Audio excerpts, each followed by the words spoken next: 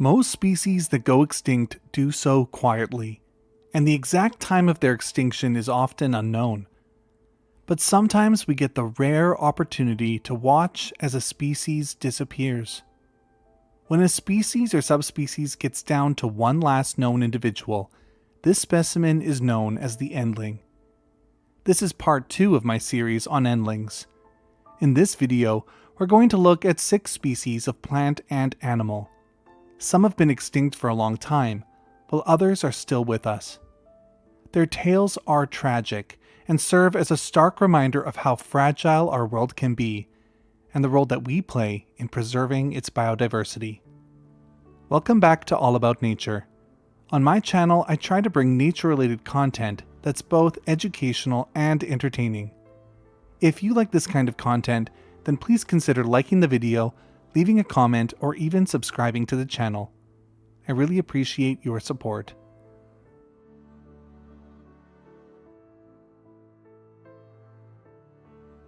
Binomial nomenclature, where species were internationally identified by 2 Latin names, one for the genus and one for the species, began in Europe in 1751.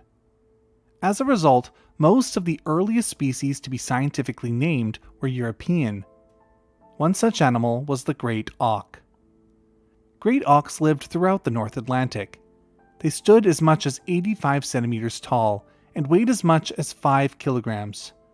They were black and white flightless birds that spent the majority of their time hunting for fish in the open ocean. The scientific name given to them was Pinguinus impennis, and they were among the first birds to be called penguins. Interestingly, the birds that we call penguins today got their name from European scientists who thought that they looked similar to the Great Auk, who had the name first. Great auks only nested on tiny remote rocky islands that were surrounded by waters abundant in fish. These islands weren't very common, so the birds had limited nesting sites. When they weren't breeding on small islands, they could be found swimming in the waters of the North Atlantic. At one point, their range stretched from the Mediterranean to Greenland to Florida. They became an important species to many people groups. In North America, indigenous people regularly hunted and consumed the great auks, occasionally using their skins to make clothing. In Europe, they were an important source of feathers, and sailors regularly consumed the birds on their long voyages. The hunting was ruthless and cruel. One sailor named Aaron Thomas described the butchering like this: "If you come for their feathers, you do not give yourself the trouble of killing them, but lay hold of one and pluck the best of the feathers. You then turn the poor penguin adrift, with his skin half naked and torn off, to perish at his leisure. This is not a very humane method, but it is the common practice. While you abide on this island, you are in the constant practice of horrid cruelties, for you not only skin them alive, but you burn them alive also, to cook their bodies with. You take a kettle with you in which to put a penguin or two. You kindle a fire under it, and this fire is absolutely made of the unfortunate penguins themselves. Their bodies, being oily, soon produce a flame. There is no wood on the island." As the population of Europe grew, the hunting pressure on the great auks became so great that they disappeared from much of the waters surrounding the continent. Then, as Europe entered the age of science, the hobbies of the wealthiest members of society began to threaten the species further. Taxidermy, feathers, and egg collections all became a means of flaunting one's wealth and status. The rarer the species, the more sought after it became. This meant that a growing number of people got into the business of trophy hunting, and they were willing to go as far as necessary to capture their trophies. By the end of the 18th century, the breeding range of the great auk had become seriously limited. They were only known to have nesting colonies in 5 locations: Funk Island, Grimsey Island, Eldey Island, the Gulf of St. Lawrence, and the St. Kilda Islands. By the 19th century, the great auks were extremely rare. The last great auk in the British Isles was collected from St. Kilda in 1840. The sailors who caught it kept it alive for 3 days being puzzled by its tiny wings. But when their boat was hit by a storm, they believed that the Great Auk was actually a witch who had summoned it. So they took sticks and ended its life in an effort to get the storm to stop. The species became limited to Eldey Island. The island is a tall rock jutting straight up out of the ocean. As a result, the Great Auks could only go ashore on one side, and there was only space for about 25 pairs of nesting birds. Once the colony was discovered, the race was on to see who would get to add the birds to their collections first. Museums and private collectors all wanted a Great Auk before the species was gone, so men were paid high sums to travel out to Eldey Island and capture an auk or two and collect their eggs. By 1844, only one pair of Great Auks remained on the island, sitting on the last egg of their species. And on June 3rd, 2 collectors went ashore to finish them off. They had been paid by a merchant to collect the adults and their egg. As they rushed to capture the birds and strangle them before they escaped into the water, one of them accidentally stepped on the last egg and destroyed it. The last known breeding population of Great Auks was gone, but somewhere the species held on. It isn't known where the remaining bird or birds may have been hiding, but the species had a final surprise. The last Great Auk was found 8 years after the last nesting colony was destroyed. In 1852, a single bird was spotted off the coast of Newfoundland, Canada. This bird may have been the Great Auk's endling. The birds were estimated to have a lifespan of as much as 25 years. Was this last Great Auk swimming the oceans alone for nearly a decade, trying to find a colony to be part of? Or did a small colony of Great Auks manage to survive somewhere near Canada or Greenland? We may never know. But by 1860, the species was almost certainly extinct. Today, there are talks about bringing the Great Auk back through the science of de-extinction. While no official project has begun, the species is considered a good candidate due to its relatively recent extinction and the extreme role that humans played in their unnecessary demise.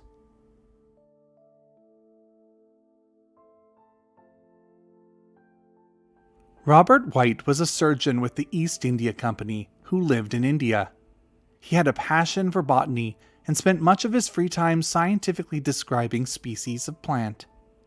Over the course of his life, he was responsible for describing 1,267 species, thanks in large part to the Indian collectors and illustrators that he worked alongside.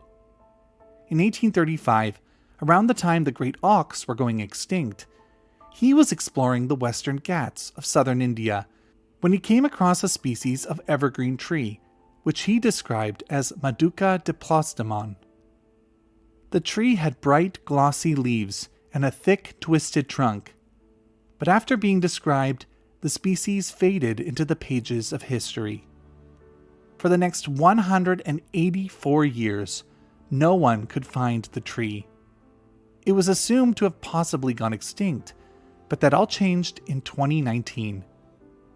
Botanists were assessing trees found in the sacred grove of a temple in Kerala when they noticed something strange about one of the trees. It had been assumed to be Madhuca neraifolia, but closer examination confirmed that the tree was actually Madhuca diplostemon. After nearly 2 centuries, the species had finally been rediscovered. They searched through the sacred groves of other temples in the area in hopes of finding another, but none could be found. The tree in the sacred grove of the temple was the endling for the species. Researchers also noticed that the tree was in trouble. For starters, there was a small retaining wall around its base, made out of concrete paving tiles. The wall negatively affected the tree's vigor, and it wasn't able to thrive. Being surrounded by concrete and buildings meant that it was also much hotter around the tree than it would have been if it were in a more natural setting. The heat stress was causing it to flower earlier than it was supposed to. The early flowering meant that very little fruit was being produced. And the little fruit that did manage to form was being quickly eaten by birds and bats. The researchers faced another problem. With the tree being situated in a temple, it wasn't just for decoration. The tree was giving shade to two different gods that were regularly venerated under the tree. This meant that getting permission to do any work to save the tree was going to be difficult. They wanted to collect some of the fallen seeds, but they were initially met with opposition. The seeds had fallen into a place of worship and couldn't be touched. Thankfully, the following year, the temple authorities allowed them to finally obtain some of the seeds, and they began to attempt to germinate them. It didn't take long for some seedlings to be produced. On June 5th of 2023, the first seedling was planted, and the tree in the temple was no longer an endling. The new seedling was planted in a secondary school by the Honorable Chief Minister of Kerala on World Environmental Day, and researchers continue to grow seedlings in an effort to keep the species from going extinct.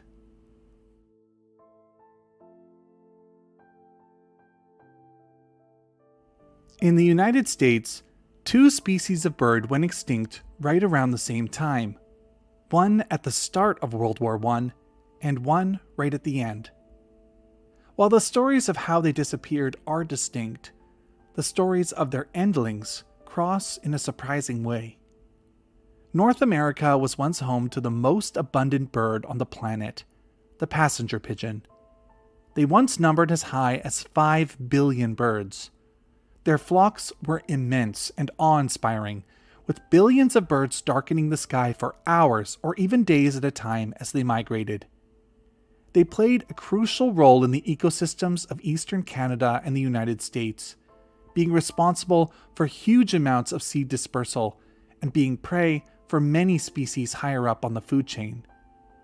Before European arrival, the eastern part of North America was covered in a dense deciduous forest. The native peoples of the region relied on the passenger pigeon as a major food source, and they would often move closer to nesting colonies during breeding season to have easier access to the birds.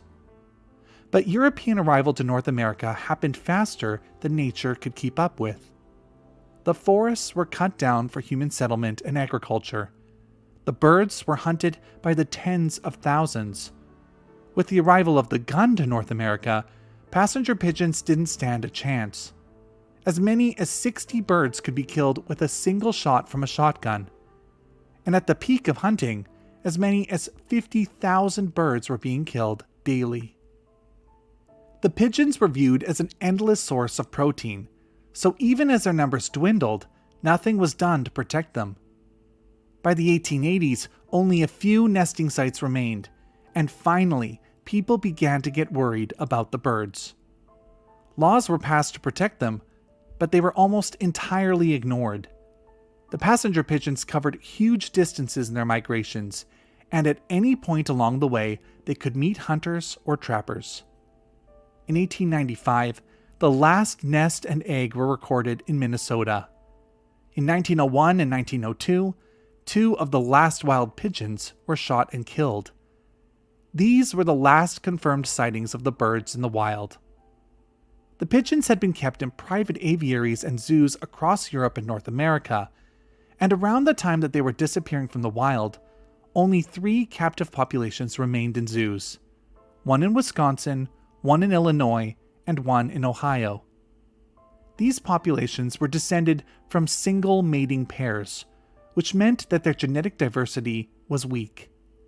As a result, they became more and more inbred until the birds could no longer mate and produce viable offspring. In 1909, the birds kept in Wisconsin and Illinois were all gone, and only 3 passenger pigeons remained in the Cincinnati Zoo in Ohio, 2 males and a female. In April of that year, one of the males died, and the last 2 pigeons were named George and Martha, after George Washington and his wife. In 1910, George died, and Martha was left as the endling of her species. She would survive alone for 4 more years. Her cage was in the style of a Chinese pagoda, and measured 5.4 by 6 meters. But Martha was old. Estimates vary, but it's generally agreed that Martha was hatched in the zoo in 1889, which means that she was over 20 years old by the time George died. She became slow and essentially stopped moving. This annoyed visitors to the zoo who wanted to see her being active in her cage. They would throw sand at her to get her to move, which eventually led to zoo staff roping off her enclosure. On September 1st, 1914, Martha died in her cage, and her body was later taxidermied and put on display in the Smithsonian Institution. The passenger pigeon, the most numerous bird in recorded history, had met its end in a small cage in Cincinnati. But this wasn't the only endling to call this cage home. Another North American bird that went extinct around the same time was a truly unique species of parrot known as the Carolina Parakeet. These brightly colored parakeets once spread as far north as southern Canada, and throughout the majority of their range, they are the only indigenous species of parrot known to have existed. The birds were gregarious and fed on the seeds and fruits of various plants, though they had a preference for the seeds of cockleburs. They lived in marshy areas with old-growth forest, where they nested in tree cavities. Up to 300 birds were observed living in a single flock, and around the time of European arrival, they could be found from New York to Florida to Colorado. But the birds quickly began to disappear. Deforestation was their main threat, but not the only one. They were also hunted for their feathers and to adorn women's hats. They were occasionally kept as pets, and they were seen as pests and killed by farmers. The birds had a flocking behavior that meant that they would return en masse to the body of a fallen member, allowing farmers to easily destroy all of the birds in a flock in one go. By the 1800s, the Carolina parakeet was pretty rare in most of its range. The greatest concentration of the birds was now found in Florida and the remaining marshes around the Mississippi River. But those marshes continued to be cleared for their timber, and in 1878, the last parakeets outside of Florida were spotted in Kentucky. Thankfully, a relatively healthy population remained in a small area of central Florida, and in 1896, large flocks and breeding pairs were observed. There was hope that the species would continue to hold on in the remaining range, but over the next couple of years, something strange happened. The population crashed, and by the early 20th century, only a few wild birds remained. To this day, no one really knows what caused the wild flocks to disappear. Their nest sites weren't destroyed, and deforestation and hunting weren't issues in the area. It's speculated that a disease likely wiped out the majority of the remaining birds, though this theory cannot be proven. 1904 marked the last confirmed sighting of a wild bird, and the species had become limited to its captive population. In 1914, after Martha died at the Cincinnati Zoo, a pair of captive Carolina parakeets were moved into the enclosure. Incas and Lady Jane were a bonded pair, and would remain together in the enclosure for 3 years. They had arrived in the zoo in 1885, and had been a breeding pair for 29 years by the time they were moved into the Chinese pagoda. While the pair laid eggs every year, they would always roll them out of their nests and destroy them. In 1917, Lady Jane died at the age of 32, and Incas became the last known Carolina parakeet in the world. With the death of his partner, Incas became listless and mournful. He was less active and lost the gregarious behavior he had been known for. On the night of February 21, 1918, the temperature in Cincinnati dropped to an unseasonable negative 14 degrees centigrade. Within 48 hours, Incas was gone, having died in the exact same cage that Martha had died in only 4 years prior. Incas's body was frozen and sent to the Smithsonian Institution, just like Martha's was, but it never made it. The location of his body is unknown to this day, and only a few pictures of him remain. The passenger pigeon and the Carolina parakeet once flourished together in the deciduous forests of the American East, but over the course of only 4 years, both of their species came to an end in the same Chinese pagoda in the same small zoo in Cincinnati, Ohio.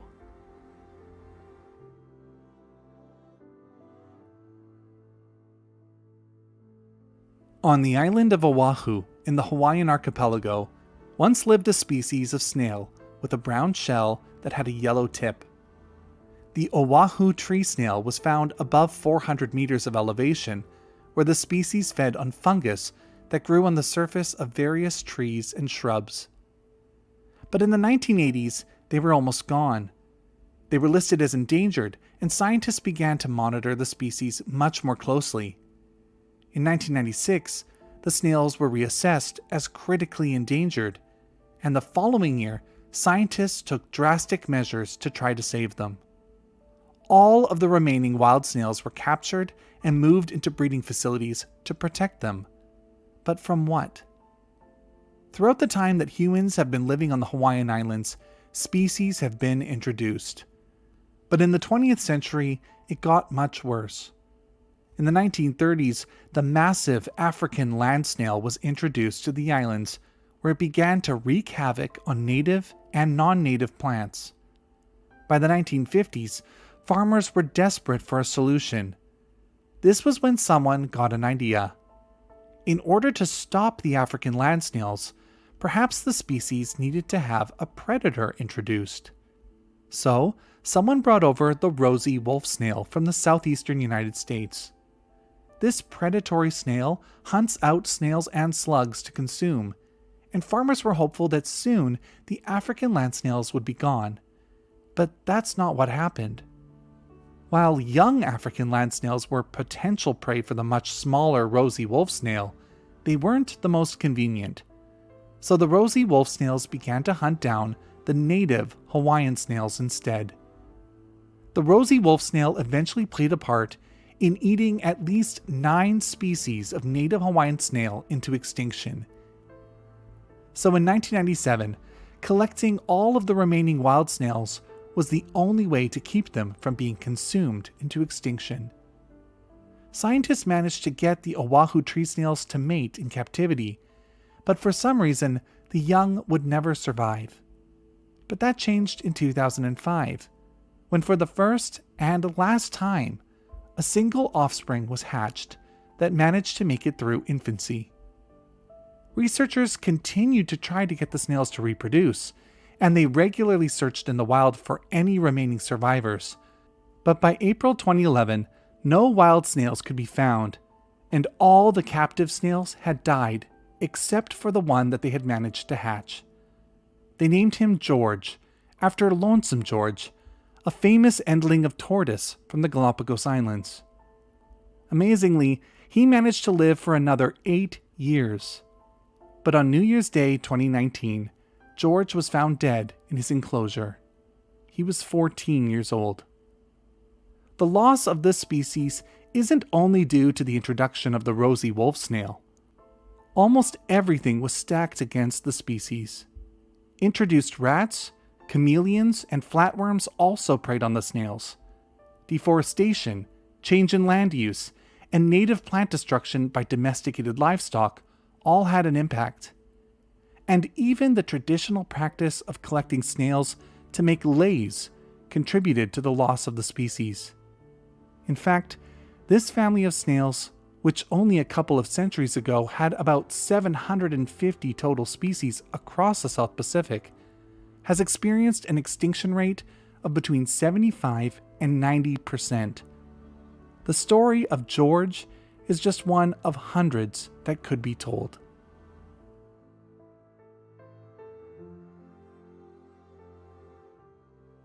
The story of the Thylacine has been covered in depth on this channel before. In fact, I have an hour-long video on the species that took me a month to research and produce. But one thing I didn't cover in depth in that video was the recent discovery of the true identity of the last Thylacine.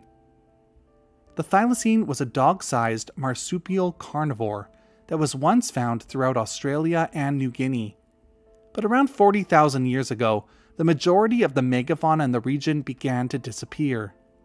A changing climate and hunting from the newly arrived humans meant that the thylacine became rarer and rarer. A little over 3,000 years ago, the thylacine disappeared from the mainland and from New Guinea, and their sole surviving population became limited to the island of Tasmania.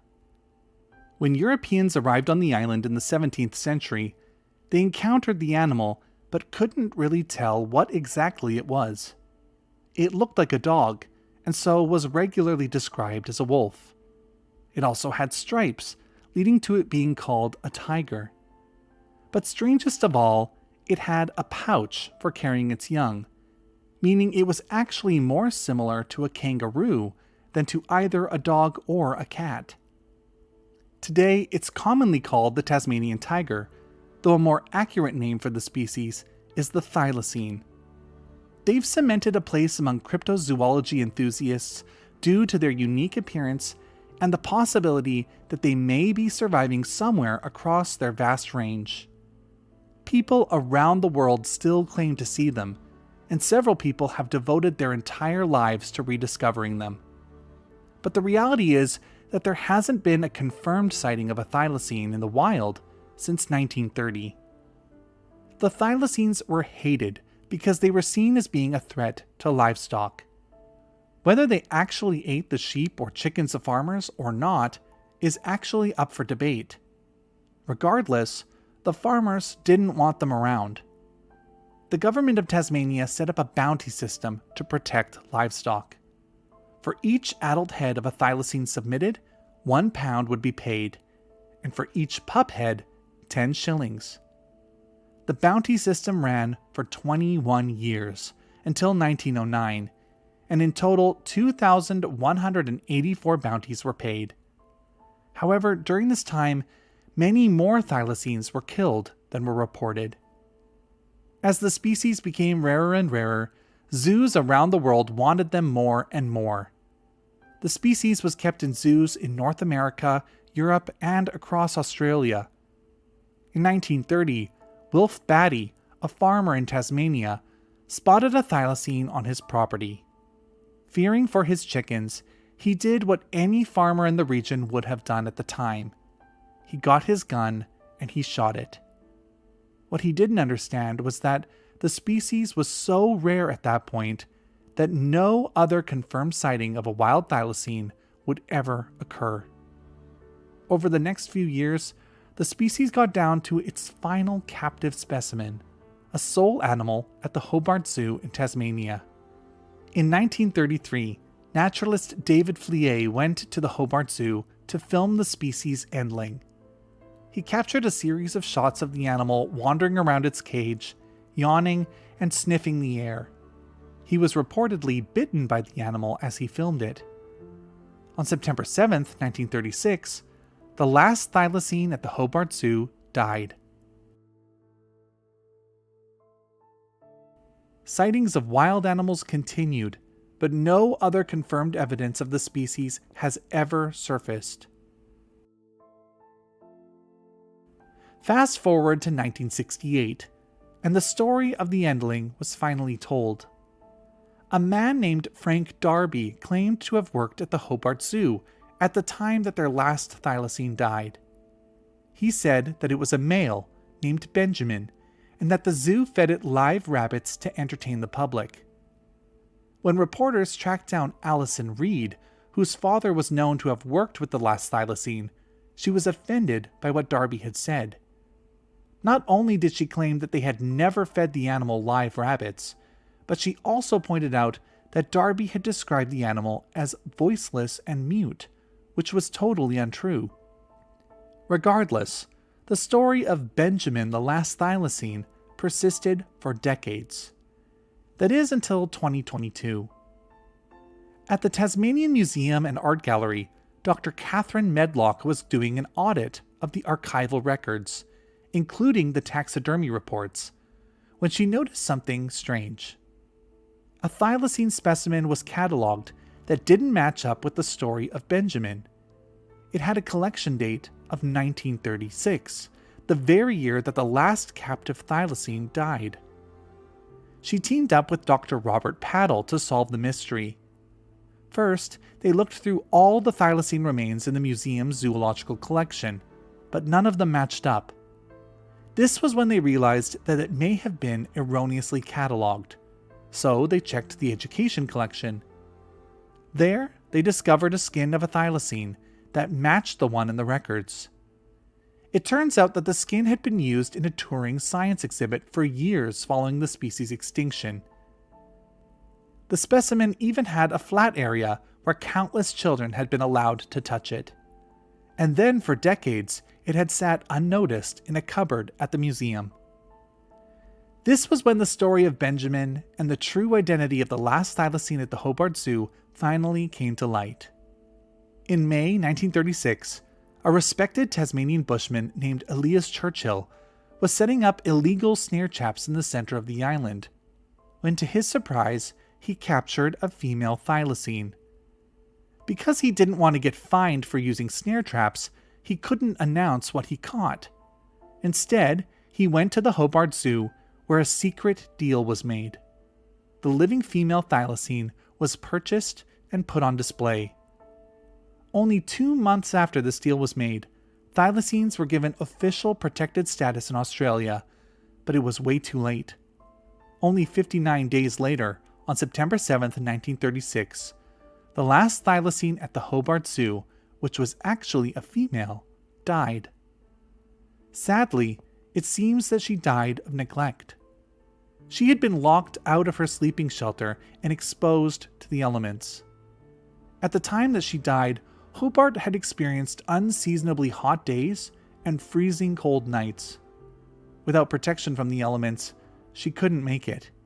So, the real endling of the Thylacines was an unnamed female who had been snared out of the forests and spent her final months suffering in a small enclosure at the Hobart Zoo. Her skull and skin remain on display at the Tasmania Museum and Art Gallery. And that's it for today's video. Let me know of any other endlings that you've heard of. Next week, I'll be releasing part 3 on my series of endlings, and we'll hear the stories of 5 more species. If you want to come back for that, make sure to subscribe and hit the bell icon for notifications. I also need to say a special thanks to my patrons. Without their ongoing support, I wouldn't be able to produce a video like this every week. If you want to support the channel, consider joining us on Patreon. The link is in the video description below. And if you want to check out part 1, hit the thumbnail that's on the screen now. And as always, thanks for watching, and I'll see you next time.